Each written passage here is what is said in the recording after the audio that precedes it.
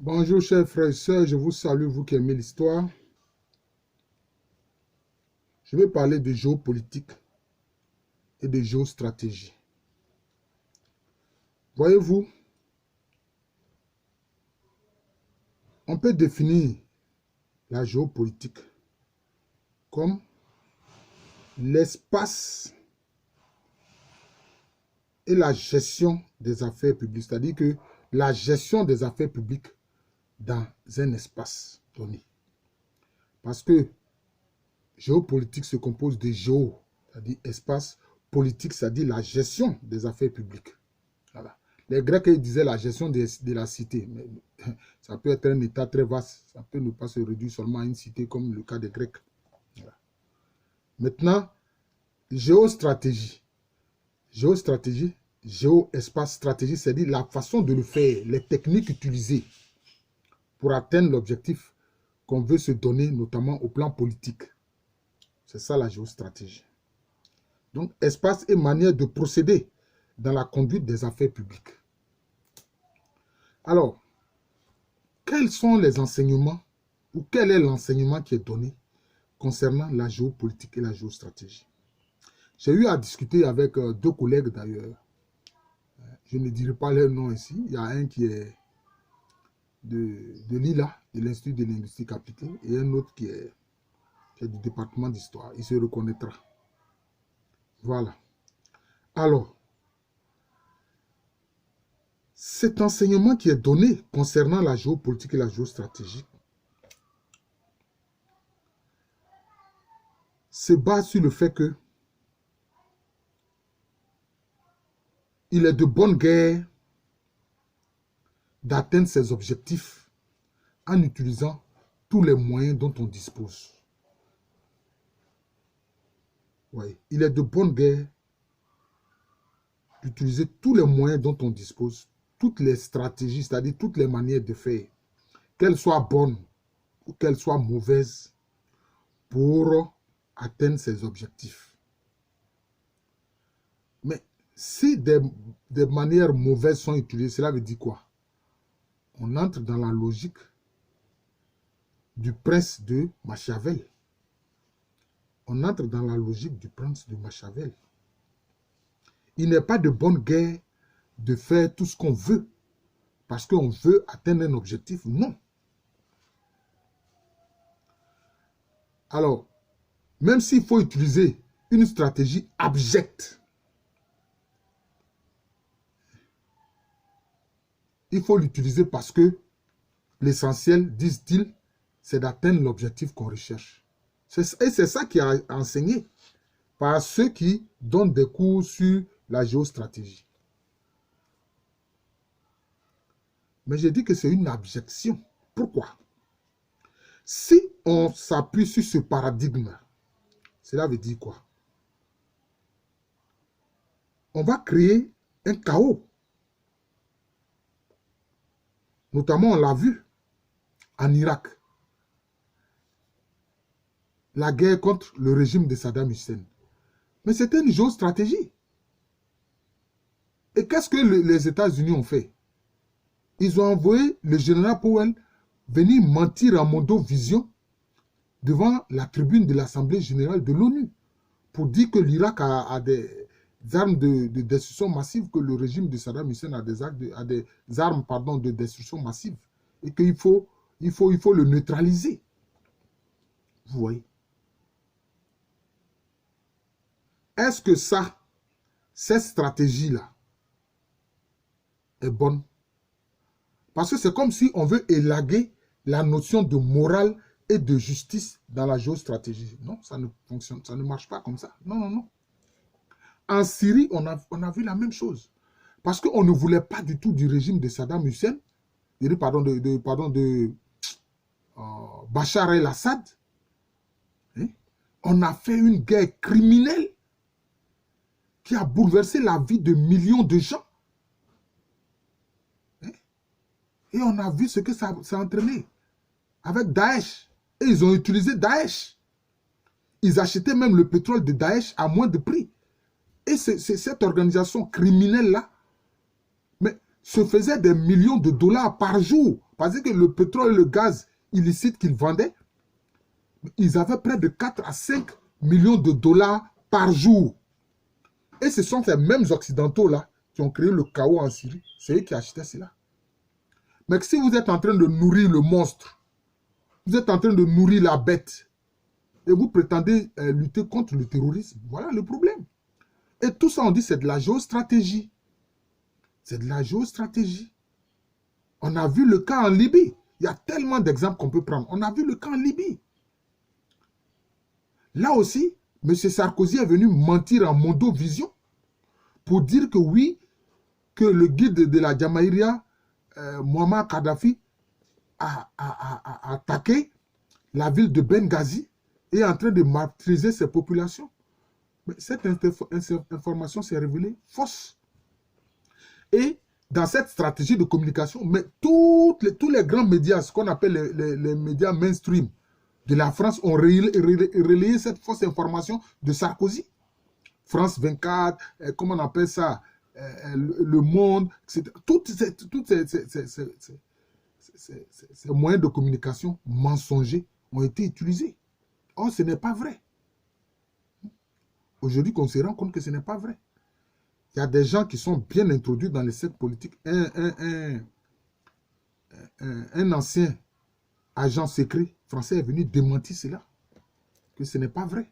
Que Kadhafi n'a point attaqué Benghazi. Vous voyez? Donc c'est ça. Vous voyez? Et il a fait la même chose en Côte d'Ivoire. Sarkozy a fait la même chose en Côte d'Ivoire. C'était une affaire interne qui concernait les Ivoiriens, qui ne s'entendaient pas sur deux candidats qui ont participé à des élections présidentielles. Mais en quoi il vient se mêler et bombarder la Côte d'Ivoire, tuer des innocents?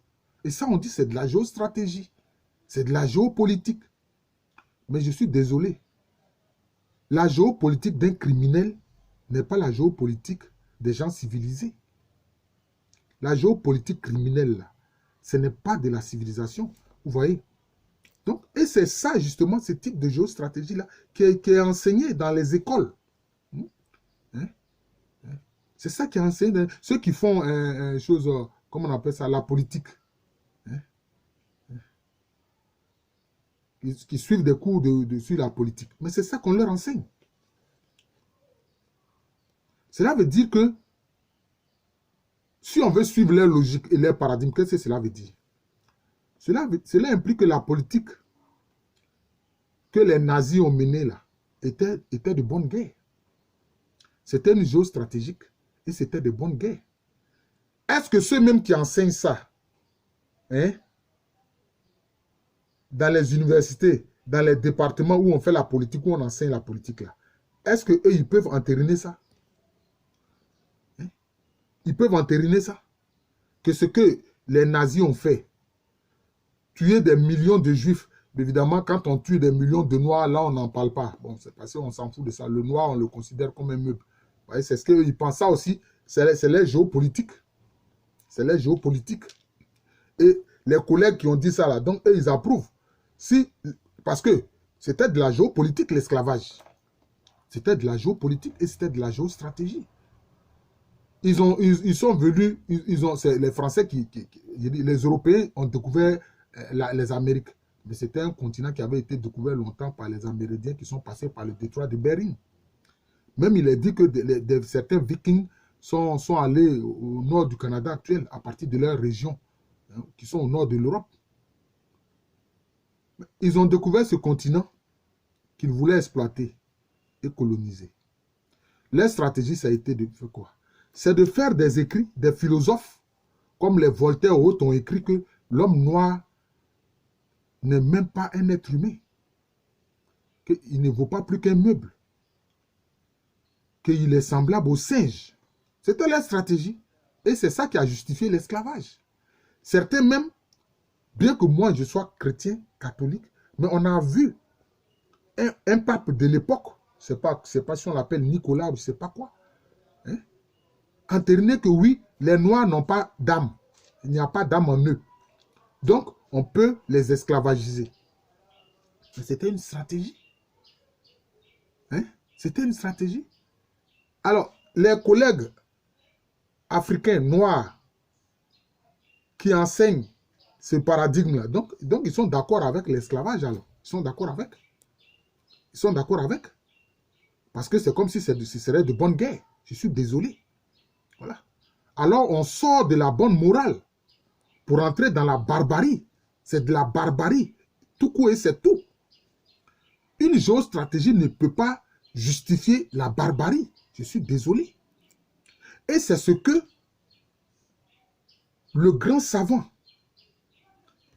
de regretter moment, le professeur Cheikh Anta Diop a montré. J'invite ses collègues et tous ceux qui enseignent ce type de géostratégie-là à aller lire Civilisation ou barbarie. Civilisation ou barbarie. Un de ses livres importants. Vous voyez? Parce que quand on utilise cette géostratégie criminelle qui dit que tous les moyens sont bons pour atteindre son but, mais on fait quoi? On fait de la barbarie. Parce que qu'est-ce qu'on fait? On s'en va tuer des gens. On s'en va commettre des génocides pour utiliser, pour s'accaparer des terres ou des richesses des gens. Parce que c'est ça. Oui. On voit la géostratégie de l'État français au Sahel depuis des années. Ça entraîne des milliers de morts. Mais qu'est-ce que la France veut? La France veut les ressources du Sahel. Et elle s'appuie sur des pseudo-djihadistes pour faire cela. Et c'est pour ça qu'elle installe ses bases militaires un peu partout en Afrique. Et notamment dans le Sahel. Et ça, c'est de la géostratégie? Non, c'est abject. Ce n'est pas de la géostratégie. Ou alors, si c'est de la géostratégie, il faut la qualifier de criminel, d'abject, d'immoral. C'est de ça qu'il s'agit. Donc, on dira alors que l'esclavage, c'était une géostratégie. Voilà, c'était une géostratégie. Voilà. Le génocide contre les Amérindiens pour s'accaparer les terres, c'était une géostratégie. Le génocide contre les aborigènes, comment on appelle ça, d'Australie, c'était une géostratégie. Vous comprenez? Le génocide des Allemands dans la région qu'on appelait le sud-ouest africain, c'est-à-dire qui correspond à la Namibie actuelle, où ils ont commis le génocide contre les Herero et les Nama, c'était une géostratégie. D'ailleurs, c'est là-bas qu'ils ont expérimenté les camps de concentration que l'Allemagne nazie a appliqué. C'est ça, c'est une géostratégie, d'après votre paradigme. Vous voyez? Je dis non. C'est simplement du crime, ce n'est pas de la géostratégie. Elle n'est pas conforme à l'idéal humaniste à laquelle aspirent les humains vrais, les humains véritables. C'est de la barbarie et non de la civilisation. Mais ceux-là qui ont fait ça, ils ont prétendu venir civiliser les gens. Quand les Européens sont venus pour coloniser l'Afrique, mais ils ont prétendu que c'était un acte de civilisation.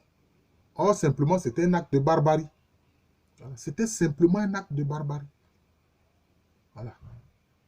Pour une autre forme encore d'esclavagisation, pour s'emparer de quoi? S'emparer des richesses des Africains. Et c'est ça votre géostratégie là. Je suis désolé. Une géostratégie qui pratique la barbarie, qui dénie la civilisation, qui dénie la dignité humaine, notamment le droit à la vie, contre les humains, quel qu'il soit. Quelle est cette forme de géostratégie? Alors qu'est-ce que vous faites quoi? Cela veut dire quoi? C'est-à-dire qu'on fait le loge de la loi de la jungle, du plus fort du moment. Mais beaucoup d'empires ont pratiqué cela. Beaucoup d'empires à travers l'histoire ont pratiqué cela. Et nous, les historiens, nous savons cela. Cette géostratégie-là, ça mène à quoi? C'est la destruction des autres, c'est tout. Et ça génère quoi? La haine et le désir de vengeance de ceux qui en sont victimes. On a vu la géostratégie du Japon qui voulait créer le grand Asie. On a vu ce qu'ils ont fait. Les crimes qu'ils ont commis en Chine, aux Philippines, etc. En Birmanie, etc. C'est ce que les Japonais ont fait. Et c'était qui? C'était les militaires qui dirigeaient en ce moment le Japon avec le général Tojo à la tête de ce gouvernement criminel. Ils ont même utilisé des Chinois comme cobayes de laboratoire. Et ça, c'était la géostratégie pour pouvoir s'emparer des vastes terres de la Chine. D'ailleurs, au nord dans la région de la Mandchourie, ils ont créé un État fantoche qu'ils ont appelé le Mandchoukou, mais dont ils voulaient en faire une sorte de département, une sorte de, je peux dire, de province du Japon. Hein? Ils maltraitaient même les femmes aussi coréennes, parce qu'ils voulaient forcément que les Coréens soient des copies, même pas conformes, des Japonais. Ils les empêchaient de parler la langue coréenne, d'utiliser leur écriture. Ils voulaient les forcer à parler japonais, à utiliser l'écriture japonaise, etc. Voilà ce que les Japonais ont fait. Et c'est ça que vous appelez la géostratégie? Non. Pour moi, en conclusion, parce que il y a tellement d'exemples qu'on peut prendre, La véritable géostratégie doit se fonder sur l'équité.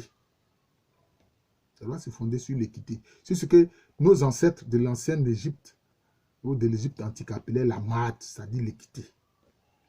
On dirait simplement, même comme le Christ le dit, sans faire du prosélytisme, mais ne fais pas autrui ce que tu n'aimerais pas qu'on te fasse. C'est tout. On peut faire une géostratégie, une géopolitique qui s'appuie sur la vérité, sur la justice, sur le respect de la dignité humaine. Comme on dit, un partenariat gagnant-gagnant, win-win. Vous voyez? Parce que cette façon de faire, c'est nier l'humanité de l'autre. C'est cela. Cette stratégie de vouloir utiliser tous les moyens, y compris les moyens les plus abjects, pour atteindre ces objectifs. Non. Il faut respecter la dignité humaine. Il faut respecter le droit de chaque nation à disposer de lui-même et non à être à la disposition d'une force, de la force d'une autre nation. Comme on le voit, ce que Macron veut faire. Il vient se mêler d'une façon, je ne sais même pas, violente des affaires intérieures du Mali. Et c'est ce que Sarkozy a fait en Libye. Mais c'était les affaires intérieures de ces États-là. Mais au sortir de la Deuxième Guerre mondiale, qu'est-ce qu'il a été dit? L'une des règles, des lois qui est dans la Charte des Nations Unies, c'est quoi? Le droit des nations à disposer d'eux-mêmes et à se donner les gouvernements qu'ils ont librement choisis. Mais on met tout ça de côté et on vient attaquer les gens par géostratégie criminelle. Non. Vos géostratégies criminelles, c'est de la barbarie. Voilà. C'est de la barbarie. C'est ce que le procès Cheikh Anta Diop a appelé la barbarie. Et c'est loin de la civilisation. C'est loin de la dignité humaine. C'est loin de la morale. C'est la géostratégie des bandits. C'est la géostratégie des criminels. C'est de ça qu'il s'agit. Désolé, la luminosité n'est pas bonne parce que on vient encore d'interrompre la fourniture de l'électricité ici à Angré, chez moi. Donc, dans tout le quartier là d'ailleurs, il n'y a pas d'électricité. Je vous remercie. Je suis le professeur Alou Kwame-René, professeur titulaire d'histoire à l'université Félix Houphouët-Boigny. Université qui est à Abidjan, c'est à Cocody. C'est en Côte d'Ivoire, un pays situé en Afrique de l'Ouest. Merci et bonne journée à tous.